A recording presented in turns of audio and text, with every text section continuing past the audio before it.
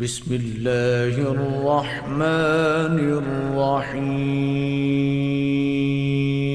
من الشيطان الرجيم. بسم الله الرحمن الرحيم. يا أيها الذين آمنوا إذا نودي للصلاة من يوم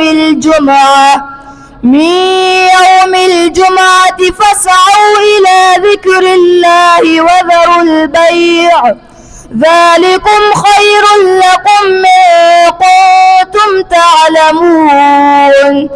فإذا قضيت الصلاة فانتشروا في الأرض وابتغوا من فضل الله واذكروا الله كثيرا لعلكم تفلحون. وإذا رأوا تجارة أو لهوا انفضوا إليها وتركوك قائما.